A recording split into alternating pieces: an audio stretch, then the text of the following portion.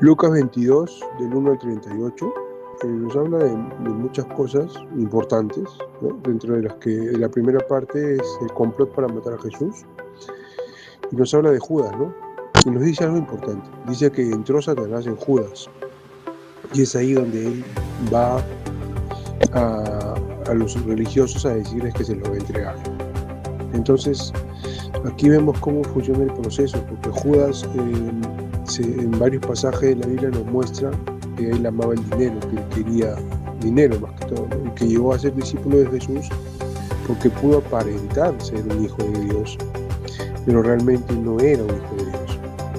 Y a pesar de eso, Jesús estuvo con él, trató con él, y hasta el último le dio la oportunidad de que se arrepienta, pero él ya había decidido pecar. Entonces, el pecado entra a regir en nuestras vidas cuando nosotros tomamos la decisión de pecar, no cuando pecamos. Cuando entró Satanás en Judas, él había tomado la decisión de hacer lo que ya estaba en su mente. Entonces, la tentación viene, el enemigo nos ataca, pero solamente nosotros accedemos a eso y permitimos que él entre en nosotros cuando nosotros tomamos la decisión de hacer algo malo. Así funciona el pecado y así funciona Satanás en nuestras vidas. Él no puede entrar, él no puede tocarnos mientras que nosotros no aceptemos lo que nos está ofreciendo, ¿no? Entonces, luego viene en la institución de Jesús, de la cena del Señor, y Jesús habla del pan y del vino, que es el sacrificio que él iba a hacer, y él dice: hagan esto en memoria de mí.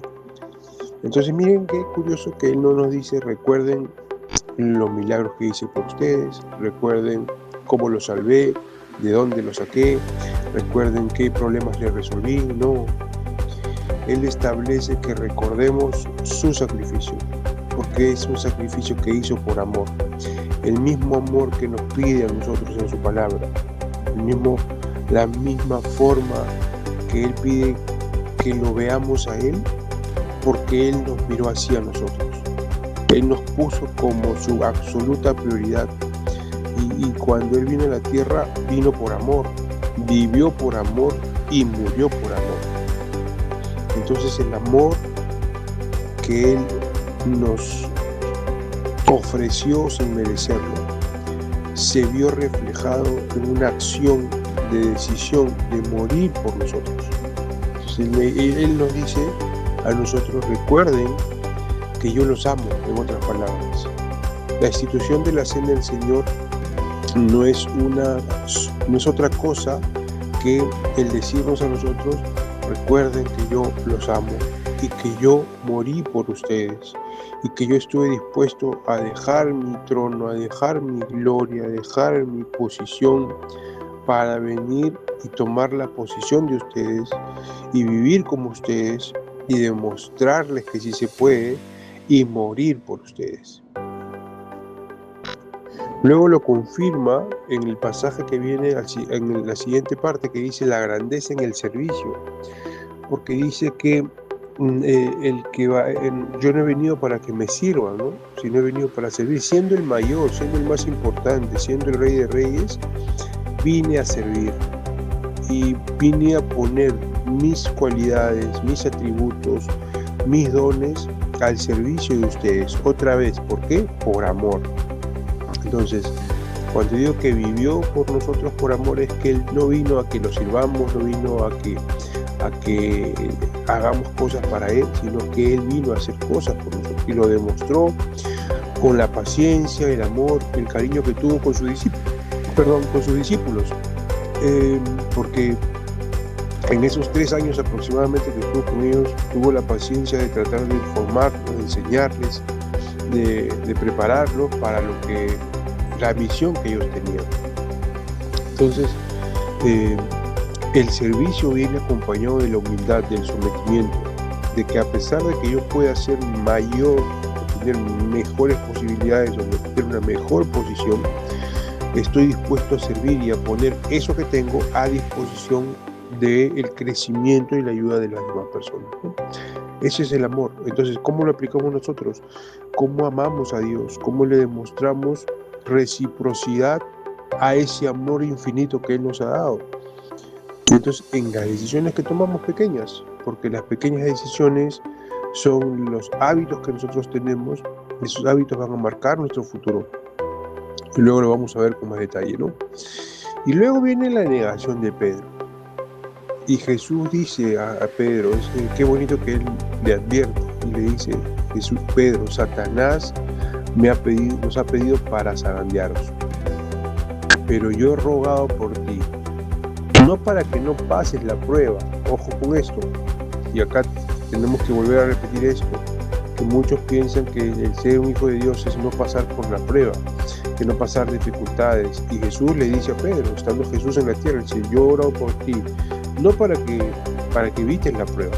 Él mismo dijo, Señor, si es posible, pasa de mí esta copa, pero no se haga mi voluntad sino la tuya.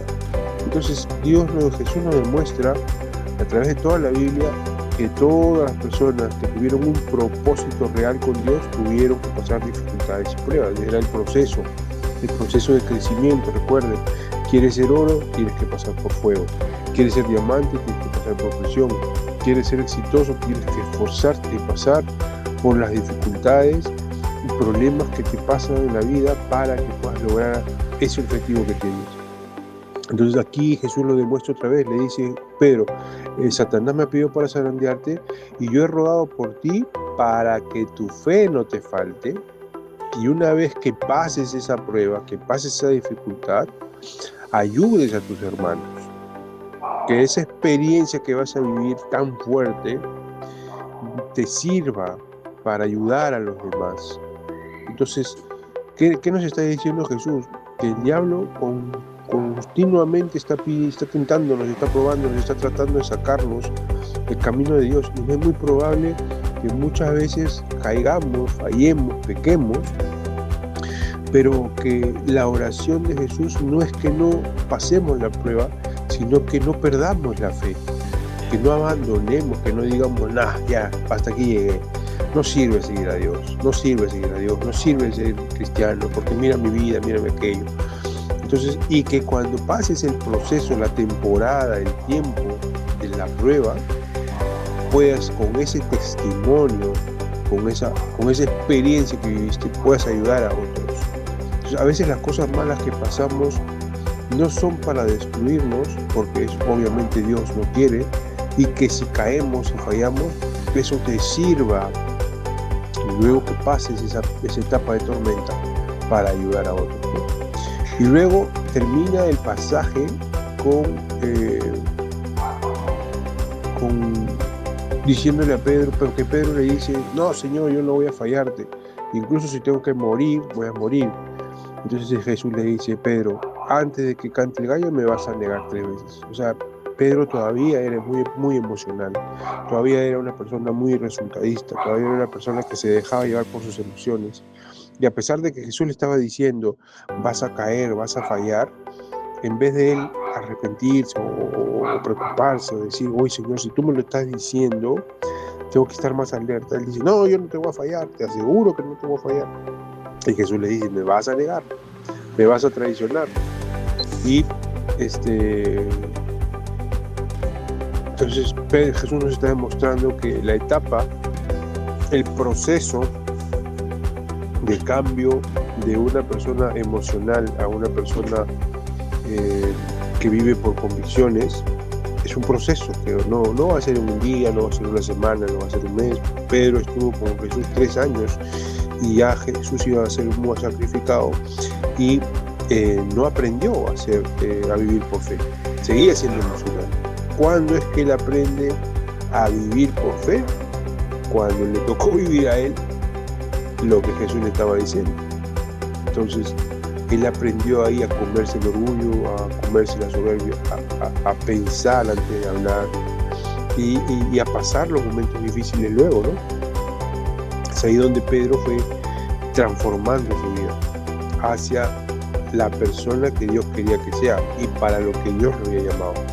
Y luego Dios se lo dice en la parte última de esta lectura, Le dice, yo cuando los mandé a la misión de los 70, la misión de los 12, ¿les faltó algo? No, ahí les dije no lleven nada, vayan con lo que tienen puesto porque yo voy a proveer todo. Ahora cambia la temporada, van a entrar en una temporada donde sí nos va a faltar todo, donde sí van a tener que ver con sus propios recursos. En otras palabras, ahora ya van a ser independientes. Hasta este punto dependían de mí, en el sentido de que yo les daba su alimento, su sustento, su comida, no trabajaban conmigo, pero ahora yo voy a ser quitado. Ahora ustedes sí lleven, si tienen dinero, lleven el dinero. Si tienen alforja vendría a ser como el maletín de ropa, ¿no? Donde llevaban sus cosas para los viajes. Y lleven espada. Y si no tienen espada, vendan su capa y compren una espada. ¿Qué quiere decir? No significa que él estaba armando un grupo, una milicia para pelear contra el pueblo de Israel, ¿no? Él está diciendo que van a entrar en una época donde ahora ya no van a ser los famosos, los discípulos de Jesús, ahora ya no van a ser los que acompañan al jefe de los milagros, ahora van a estar perseguidos, van a estar, no les van a creer, van a ser marginados, ahora la gente los va a ver y los van a querer pelear. Pues ahora van a vivir una etapa de dificultad, van a vivir una etapa difícil, una etapa donde los van a querer matar. Entonces ahora sí tienen que usar los recursos que tienen o que han conseguido y van a conseguir para poder hacer el propósito por los cuales yo los he preparado. ¿Ok?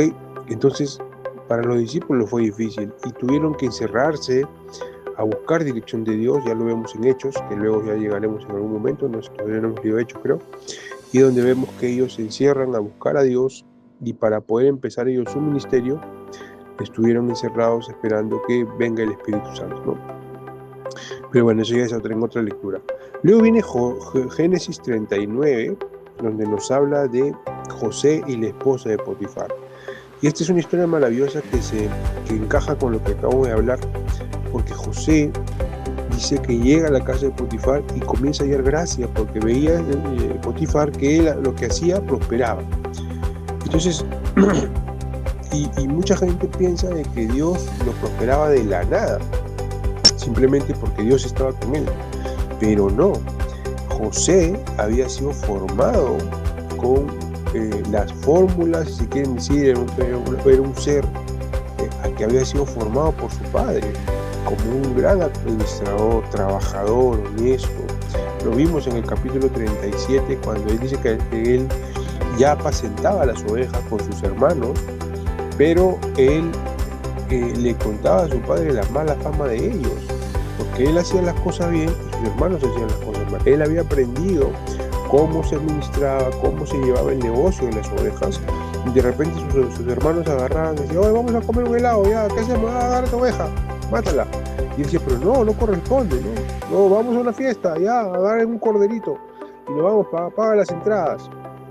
Y José decía: no, eso está bien, eso no corresponde, ¿no? Porque él había aprendido a administrar y sabía el tema de la administración gracias a ¿qué? A su padre. Su padre lo había formado. Y recuerden que Jacob era riquísimo, Isaac era riquísimo, Abraham era riquísimo. Ellos venían de una descendencia de ricos. Y uno tras otro habían sido cada vez más ricos. Y ellos habían ido heredando lo que habían aprendido del papá. Así antes no habían escuelas, antes los hijos aprendían de los padres. Por eso es que dicen: de tal palo tal astilla, ¿no? Me imagino que esa frase debe salir de ahí, porque antes los hijos seguían el camino de los padres. En ese tiempo mucho más todavía. Entonces Abraham había aprendido, Dios me imagino se lo habría enseñado cómo se administra en las ovejas, el ganado, la industria de los animales, y él se lo había enseñado a Isaac, porque dice la Biblia que Isaac también fue próspero y Dios lo bendijo muchísimo, pero no lo bendijo de la nada, era trabajador, era responsable, era una persona. Incluso nos contaba la historia que él abría pozos, había la forma de que sus abejas tengan el alimento y el agua necesaria. No era una persona que estaba tirada en cama viendo televisión y que todo se producía solo, no, era trabajador. Él le enseña a Jacob también todas las herramientas de cómo administrar la casa y las ovejas. porque vemos que Jacob, cuando es estafado por Labán, tenía los conocimientos de cómo administrar un ganado y cómo hacer que nazcan o blancas o manchadas. Y Jacob estos conocimientos se los pasa a sus hijos, se los enseña, pero los otros 11 hijos o 10 hijos lo hacían y se aprovechaban de la riqueza y comenzaron a vivir de manera equivocada. Pero José no. Entonces, cuando José es vendido y llega a la casa de Potifar, él comienza a aplicar lo que él sabía. No es que se le ocurrió. Él sabía administrar un rebaño y ahora tenía que administrar una casa. Pero aplicó la misma fórmula. Y esa fórmula luego la veremos cuando él llega a ser príncipe de Egipto. Pero él tenía ya un conocimiento, tenía la fórmula y adicionalmente amaba a Dios. Obviamente que él sabía cómo hacer el tema de ganado y en Egipto comenzó a hacer otras cosas, pero la fórmula funcionaba para todas las industrias. La forma de administrar era la misma, simplemente que cambiaba el producto. Pero él lo aprendió de joven. Aprendió a ser trabajador, aprendió a ser honesto, aprendió a ser sumiso y humilde, aprendió a ser comedido. Y esto le permitía hallar gracia donde estaba. Dice que a Potifar, al ver que él todo lo que hacía prosperaba, lo puso como mayordomo de su casa. Y él aprendió y comenzó a confiar tanto en José que ya no se preocupaba de nada porque todo prosperaba solito. O sea, no solito, gracias a José. José era la máquina que trabajaba en esa casa y comenzó a prosperar.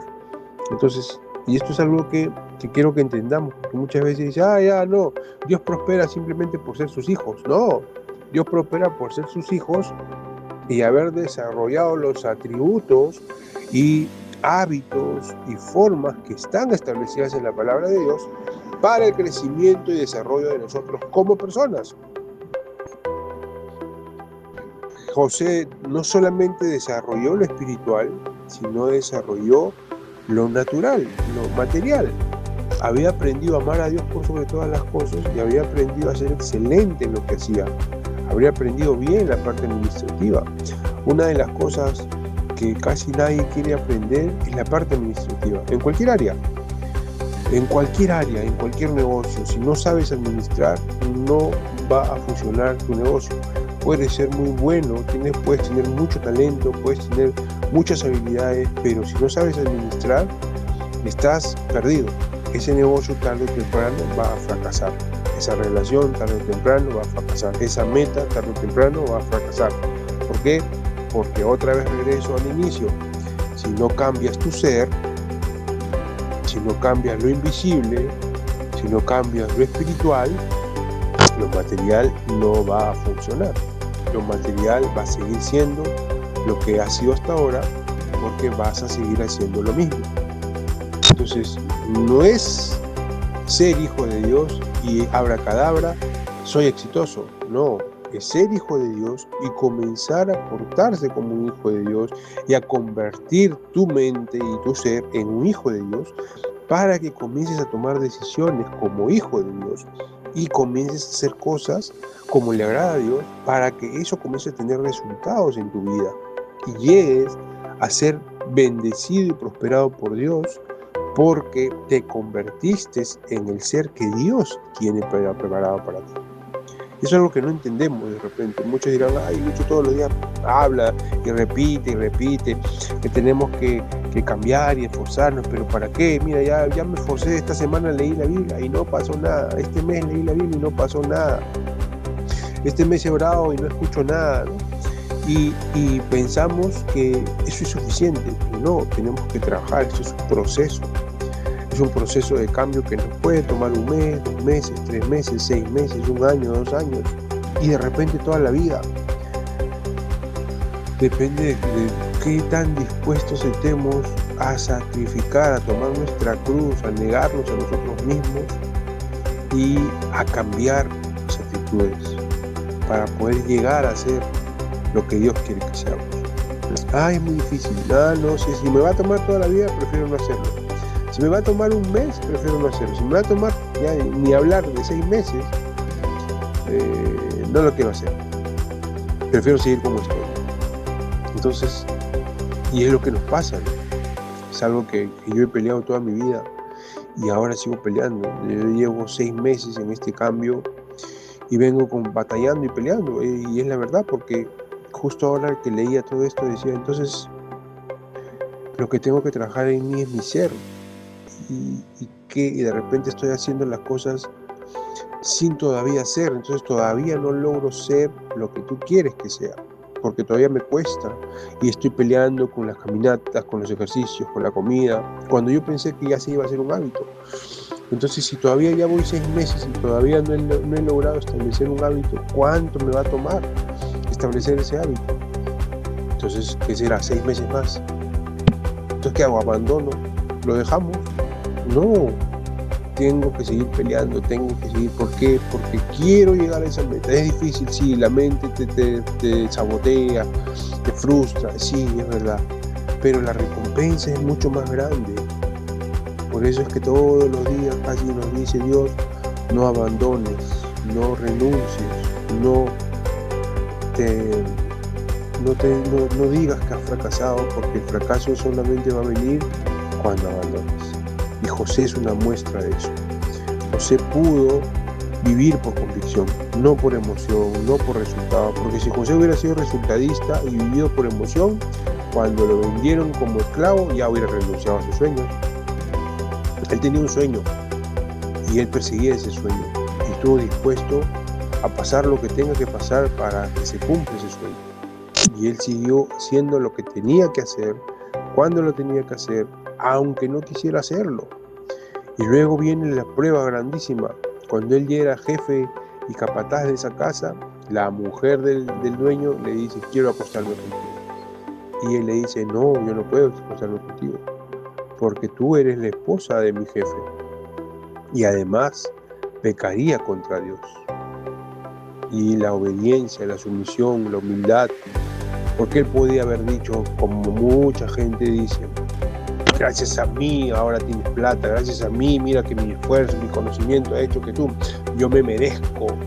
José decía, no, yo solo soy un administrador y mi alegría es que mi jefe esté confiado en que yo soy íntegro, en que yo soy responsable y que yo no le voy a fallar, menos caería contigo, porque además de mi jefe, y esto es lo más importante, que muchas veces perdemos la perspectiva, además de mi jefe, Dios me está viendo, le voy a fallar a Dios y voy a pecar contra Dios.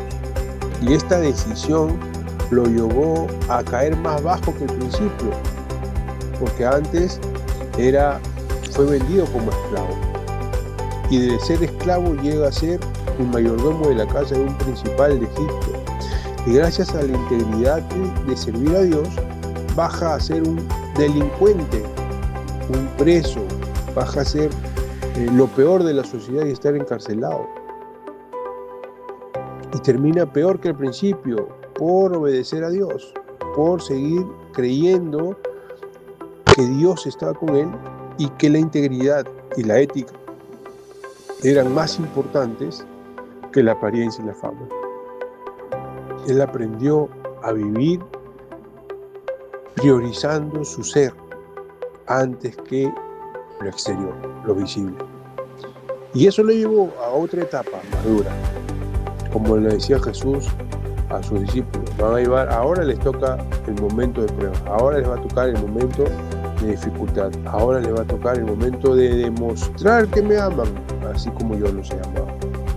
Entonces ustedes me dirán, entonces Lucho, si soy un hijo de Dios, voy a ir a la cárcel, voy a ser un esclavo. No, las decisiones que tomamos son mucho más simples, de verdad que, y a veces esas decisiones más simples se nos hacen tan difíciles porque nadie nos controla, nadie nos ve, y no tenemos que decidir con algo exterior que es visible. ¿Por qué? Porque nosotros los seres humanos inconscientemente buscamos el reconocimiento de los demás y esperamos que alguien nos felicite, nos aplauda, y cuando no hay eso, pues como que no nos gusta hacerlo, no le tomamos la importancia al caso.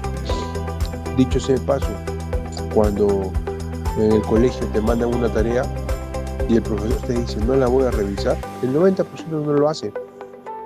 Solamente lo hacen cuando el profesor dice el viernes reviso el cuaderno, y ahí recién les hace.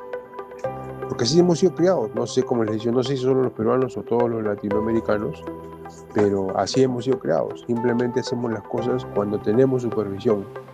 Pero cuando nadie nos supervisa, pues nos dejamos ahí, no importa, no pasa nada. Entonces hay que tener cuidado eso. ¿Quieres lograr tus sueños? Apégate a las reglas, es lo que nos dice Génesis.